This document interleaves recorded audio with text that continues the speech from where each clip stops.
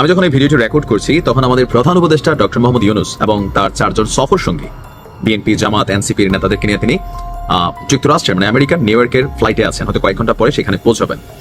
ওইদিকেও আবার একটা ইন্টেনশন আছে, যাওয়ার পর জানি কি হয়। তো কেউ কেউ বলতেছে, গণমাধ্যমে দেখছি বিক্ষোভ করবে আওয়ামী লীগ, ট্যাকেল দিবে হচ্ছে জামাত, বিএনপি, এনসিপি। মানে আমেরিকাতে জামাত, বিএনপি এবং এনসিপির যেহেতু নেতাকর্মীরা আছে তাদের নেতারাও যাচ্ছে, সো সেখানে আওয়ামী লীগ যেন যুক্তরাজ্যের মতন কোনো ঘটনা ঘটাইতে না পারে, সেই কারণে ডক্টর ইউনূস কৌশলে চারজন দেহরক্ষী অথবা প্রোটেকশন একটা তিনি নিয়ে আসলে যাচ্ছেন। এটা বিভিন্ন জন বিভিন্ন রকম ব্যাখ্যা বিশ্লেষণ করেছেন। আমাদের আলোচনা ওই জায়গায় না। যাবার আগে, দেশ ছাড়ার আগে তিনি খুবই গুরুত্বপূর্ণ একটা বার্তা দিয়েছেন গতকালকে। যাবার আগে বেশ কিছু বক্তব্য দিয়েছেন। কথাটার বেশ কিছু মিনিংস আছে। আপনি যখন নর্মাল একটা লাইন দেখেন মনে হচ্ছে লাইন, কিন্তু যখন এটা আপনি গভীরভাবে চিন্তা করবেন এখানে অনেক কিছু আপনার কাছে ফোকাস আসবে। ডক্টর ইউনূস যাবার আগে বলছেন, সর্বশেষ যেই মানে ব্রিফিংটা ছিল, যে খুবই গুরুত্বপূর্ণ এই মুহূর্তে সোশ্যাল মিডিয়াতে, আমি এখন এই বাটে পড়ি নাই, আলহামদুলিল্লাহ, আল্লাহ মাফ করুক, কখন যখন বাটে পড়ি, এই যে এআই প্রযুক্তির অপব্যবহার যেভাবে শুরু হয়েছে, কখন কাউরে ফাঁসানোর জন্য, একটা মানুষে ফাঁসানোর জন্য বা একদম মানুষের নজর থেকে ফেলে দেওয়ার জন্য, যেটা হচ্ছে তাকে চারিত্রিকভাবে হেনস্থা করা।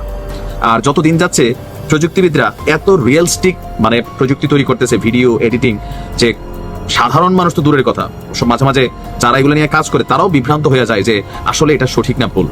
নিশ্চয়ই বুঝতে পারছেন। তা আমরা কথা বলছি এই কৃত্রিম বুদ্ধিমত্তা নিয়ে। সারা পৃথিবীতে পজিটিভ যেমন আছে, বাট যারা বিজ্ঞানী, বড় বড় বিশ্লেষক, মনীষী, তারা বলতেছেন এই কৃত্রিম বুদ্ধিমত্তা একদিন মানুষের সর্বনাশ করে ছাড়বে। মানুষ যেভাবে কৃত্রিম বুদ্ধিমত্তার উপর ডিপেন্ডেন্ট হয়ে যাচ্ছে। তো ডক্টর ইউনূস যাওয়ার আগে এই কথাটাই বললেন যে কৃত্রিম বুদ্ধিমত্তা ব্যবহার করে ভুয়া খবর, বিভ্রান্তিকর তথ্য এবং ঘৃণামূলক বক্তব্য প্রচার এখন বৈশ্বিক উদ্যোগের কারণ হয়ে দাঁড়িয়েছে। শুধু বাংলাদেশ না, কিন্তু প্রত্যেক দেশেই আপনার আছে, মানে সরকারকে নিয়ে, রাজনৈতিক ব্যক্তিদেরকে নিয়ে অথবা মিডিয়া পার্সনদেরকে নিয়ে বিভিন্ন ধরনের অশ্লীল, নোংরা, মন গড়া, বানোয়াট, অথবা ধরেন হঠাৎ করে এরকম হয়ে গেল যে আমরা ভিডিওতে দেখলাম ডক্টর ইউনূস বলে যে আমি কালকে পদত্যাগ করতেছি, এনসিপি মাঠে নামো পাবলিক বাংলাদেশের একাংশ নামা যাবে। এটা একটা উদাহরণ দিই, খেয়াল করে দিই। নোয়াখালীতে এমন ঘটনা ঘটছিল না যে শেখ হাসিনার একটা ডিপফেক ভিডিও সামনে আসছে যে তোমরা মাঠে নামো, আমি কালকে ঢুকতেছি। এই ভিডিও দেখা নোয়াখালীতে 25-30 জন যুবলীগ, ছাত্রলীগের কর্মীরা গিয়ে বাজারে একদম মানে কি বলা হয় যে টহল মহল দিয়ে ফেলছিল। পরে পাবলিক ধরে মাইট দিয়েছে, পরে বলছে ভিডিওটা ভুয়া। এটার ইফেক্ট বুঝছেন তো? কিন্তু হচ্ছে হয়তো আমরা যারা একটু চালাক, আমাদের যতটুকু ব্রেইন খাটে ততটুকুই বুঝি, আবার আমাদের উপরে যারা আছে তাদেরগুলো তো আমরা বুঝি না। তো এই জিনিসটা তিনি বলছেন যে এই ধরনের বিদ্বেষমূলক বিকৃতি যেন মানুষের পারস্পরিক আস্থা বিনষ্ট না করে এবং সামাজিক সম্প্রীতির ভিত্তিকে ক্ষয় না করে, সেজন্য সবার একযোগে কাজ করতে হবে।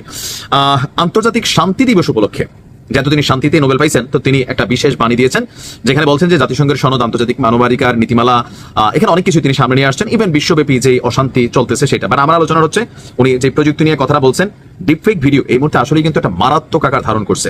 মারাত্মক। এক সময় ছিল গলা কাটা ছবি দিয়া একজনের বিয়ে ভেঙে দেওয়া যেত। ধরেন 90 দশকে বা 2000 দশকে কোনো মেয়ের বিয়ে হবে তো ফটো স্টুডিওতে যাইয়া ওই ছেলের গলার মধ্যে কাটটা আরেকটা গলা দিয়া, এই যে দেখেন আপনার মেয়ে, একটা মেয়ের সাথে আপনি ছবি দিলেন, মেয়ের গলাটা কাটা, ওই মেয়ের যাই মেয়ের পছন্দ করেন, আপনার কাছে বিয়ে হচ্ছে না, প্রেম করতেছে না, তার একটা ছবি নিয়ে তার গার্জিয়ানের কাছে দিচ্ছেন।